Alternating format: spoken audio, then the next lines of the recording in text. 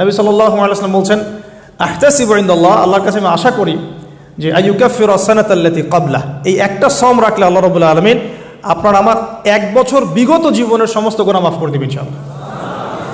স্কলাররা বলেন যে এটা সগীরা গুনাহ, আমি এই ব্যাখ্যা করতে চাচ্ছি না। আল্লাহর কে জানে, আল্লাহ পাক যদি তাকে তৌফিক দেন, সে যদি তওবা করে তার কবিরা গুনাহ তো আল্লাহ মাফ করতে পারেন না? আচ্ছা, তাহলে আমরা আমাদের আমল দুটো পেয়ে গেলাম। 1, এই মাসে নর্মালি বেশি বেশি সওম রাখবো। 2, 9, 10, 11 সওম রাখবো। যদি এটাও না করতে পারি, কমপক্ষে 10ই মুহররম অবশ্যই সওম রাখবো ইনশাআল্লাহ তাআলা। আল্লাহ পাক তৌফিক এনায়েত করুন, আমিন। এখন আসুন, এই মাসে আরও একটা আমল নবীজি বলেছেন, যদিও এই হাদিসটা সম্পর্কে ইমাম তিরমিজির কিতাবে আছে, হাদিসটা একটু গরীব, কিন্তু আমি ফজিলতের স্বার্থে কথাটা বলছি। নবী সাল্লাল্লাহু আলাইহি ওয়াসাল্লাম বলেছেন, সাহাবী এসে জিজ্ঞাসা করছেন যে এই মাসে আমি বেশি বেশি সওম রাখবো, ফজিলতটা কি? নবী করিম সাল্লাল্লাহু আলাইহি ওয়াসাল্লাম বলছেন যে এই মাসে আল্লাহ রাব্বুল আলামিন বিগত অনেক সম্প্রদায়ের তওবা কবুল করেছিলেন। সুবহানাল্লাহ। এই মাসে আল্লাহ পাক বিগত অনেক সম্প্রদায়ের তওবা কবুল করেছেন এবং আগামীতেও অনেকের তওবা কবুল করবেন ইনশাআল্লাহ। তো তার মানে আমরা বুঝলাম আমাদের আরেকটা আমল এই মাসে বেশি বেশি, এই তো মাশাআল্লাহ, বেশি বেশি তওবা ইস্তেগফার করা। এখন আসুন, আমি ইস্তেগফারের আপনাদেরকে 2-3টা দোয়া শিখাই দেই আগে ছোট্ট করে।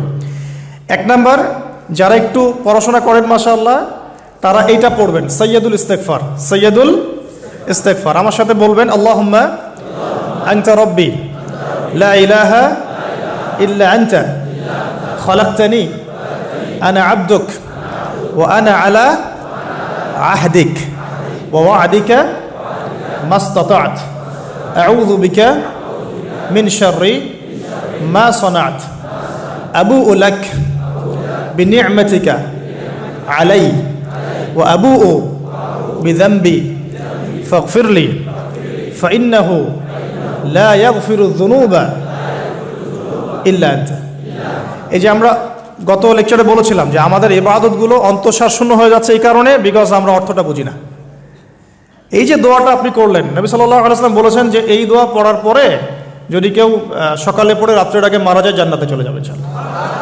রাতে পড়ে সকালের আগে ইন্তেকাল করলে জান্নাতে চলে যাবে ইনশাআল্লাহ। তো কি পড়লাম? আল্লাহ পাক বলছেন, নবী সাল্লাল্লাহু আলাইহি ওয়াসাল্লাম বলছেন, আল্লাহুম্মা, হে আল্লাহ, আনতা রাব্বি, আল্লাহ তুমি আমার রব,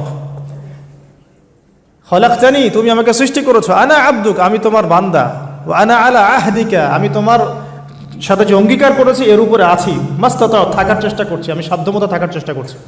আবুউ লাকা বিনি'মাতিকা আলাই, আমার উপরে আমার যে উপরে তুমি যে নিয়ামত দিয়েছো আল্লাহ, এগুলো আমি স্বীকার করছি।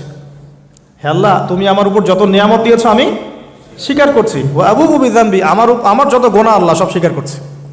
এইভাবে যদি বান্দা আল্লাহর কাছে দোয়া করে, আল্লাহ মাফ করবেন না? সুবহানাল্লাহ। ফাগফিরলি, আল্লাহ আপনি আমাকে মাফ করুন। ফাইন্নাহু লা ইয়াগফিরু যুনুবা ইল্লা আনতা, কারণ আপনি ছাড়া যুনুব কেউ ক্ষমা করতে পারেন। ব্যাস এইভাবে বুঝে এটা যদি না পড়েন, অ্যাটলিস্ট এতটুকু, আস্তাগফিরুল্লাহাল্লাযী লা ইলাহা ইল্লা হুয়াল হাইয়ুল কাইয়্যুম ওয়া আতুবু ইলাইহি, এইটুকু। আর এটাও যদি না পড়েন, না পড়াটা একটু লজ্জার যদিও বা, তাও যদি না পড়েন তাহলে বলবেন আস্তাগফিরুল্লাহ ওয়া আতুবু ইলাইহি, আস্তাগফিরুল্লাহ ওয়া আতুবু ইলাইহি। আসুন, তাহলে আমরা কাজগুলো পেয়ে গেলাম। এখন আসুন, কেন মুহররম মাস এত সম্মানিত, কি হয়েছে এই মাসে, আমাদের করণীয় কি, কিভাবে নবী সাল্লাল্লাহু আলাইহি ওয়াসাল্লাম এই মাস অতিবাহিত করেছেন, এই মাসের সাথে এই জামানার কি সম্পর্ক, আর এই জামানার বর্তমান ফিতনাগুলোর সাথে নবী মুসা আলাইহিস সালাম, আশুরা, ফিরআউন, এগুলোর কি সম্পর্ক, বোঝার ব্যাপার আছে কিনা? আচ্ছা, একটু বোঝার চেষ্টা করুন আল্লাহর ওয়াস্তে, একটু মনোযোগ দিন। দেখুন, প্রথমে বলে নেই যে এই মাসে নবী সাল্লাল্লাহু আলাইহি ওয়াসাল্লাম কি করতে বলেছেন আমাদেরকে। আমরা এই মাসে অনেক কিছু করি, কেউ বুঝে করি, না বুঝে করি। বুক পিট চাপড়াবে কিছু মানুষ, মাতম করবে, অনেক কিছুই করবে এই মাসে, এই কয়দিন পরে। নবী সাল্লাল্লাহু আলাইহি ওয়াসাল্লাম কি করেছেন? নবী করিম সাল্লাল্লাহু আলাইহি ওয়াসাল্লামকে একজন সাহাবী এসে জিজ্ঞাসা করছেন যে আইয়ু শাহরিন আফদালু ইনদাল্লাহ, ইয়া রাসূলুল্লাহ সাল্লাল্লাহু আলাইহি ওয়াসাল্লাম, রমাদান মাসের পরে কোন মাসটা আল্লাহ পাকের কাছে সবচেয়ে বেশি উত্তম, আমি সওম রাখবো, রোজা রাখবো? নবী করিম সাল্লাল্লাহু আলাইহি ওয়াসাল্লাম বলছেন যে তুমি যদি রমাদান মাসের পরে অন্য কোনো মাসের সওম রাখতে চাও, ফাসুমু শাহরা মুহররম, তোমরা মুহররম মাসে সওম রাখো, কারণ এটা হচ্ছে শাহরুল্লাহ, এটা আল্লাহ পাকের মাস। এটা কার মাস? এমনিতে তো সব প্রতিটা দিনই আল্লাহর, প্রতিটা রাতই আল্লাহর, তারপরে আলাদা করে স্পেসিফিকলি বলা হচ্ছে মুহররম হচ্ছে আল্লাহর মাস, মুহররম হচ্ছে আল্লাহর মাস, অতএব রমাদান মাসের পরে তোমরা যে মাসে বেশি বেশি রোজা রাখতে চাও সেটা হলো মুহররম মাস। আমরা কি আমাদের আমল পেলাম? তাহলে মুহররম মাসে আমরা কি করব ইনশাআল্লাহ? এটা জরুরি নয় যে শুধুমাত্র একদিন, 2 দিন, 3 দিনে রাখতে হবে। আপনি চাইলে এই মাসে বেশি থেকে বেশি শ্রম রাখতে পারেন। আল্লাহ পাক আমাকে আপনাদের সবাইকে তৌফিক দান করুন। এই দিনে আল্লাহ রাব্বুল আলামিন মূসা আলাইহিস সালাম এবং তার কওম মানে বনু ইসরাইলকে নাজাত দিয়েছেন। ওয়া গরাকা ফিরআউন ওয়া কওমাহ, এবং আল্লাহ রাব্বুল আলামিন এই দিনেই ফিরআউন এবং তার কওমকে ডুবিয়ে দিয়েছেন। এই দিনে আল্লাহ রাব্বুল আলামিন মূসা আলাইহিস সালাম আর ফিরআউনকে মূসা আলাইহিস সালাম এবং তার সাথীদেরকে উদ্ধার করেছেন, ফিরআউন এবং তার দলবলকে ডুবিয়ে দিয়েছেন। কোন সাগরে? লোহিত সাগরে। এজন্যে শুকরিয়া স্বরূপ মূসা আলাইহিস সালাম সওম রেখেছেন, এজন্য আমরাও সওম রাখি। তখন নবী সাল্লাল্লাহু আলাইহি ওয়াসাল্লাম বললেন যে নাহনু আহাক ওয়া আউলা বিমূসা মিনকুম, আমরা মানে উম্মতে মুহাম্মাদি, আমরা তোমাদের চাইতে মূসা আলাইহিস সালামের অনেক বেশি হকদার বেশি। এজন্য আমরা এই 10ই মুহররম সওম রাখি আশুরার দিন। তিনি বলছেন আমি আগামী বছর বেঁচে থাকলে 9 তারিখ বা 11 তারিখ আরও একটা সওম বেশি রাখবো। তার মানে আমরা আমাদের আমল পাচ্ছি এই মাসে বেশি বেশি সওম রাখা, স্পেশালি 9, 10, 11 পারলে এই 3টা সওম রেখে দেওয়া। যদি এটাও না করতে পারি অ্যাটলিস্ট 10। আমরা কেন রোজা রাখছি? নবী করিম সাল্লাল্লাহু আলাইহি ওয়াসাল্লাম এখানে উদ্দেশ্যটা বলছেন। এই দিনে কি করা হয়েছে?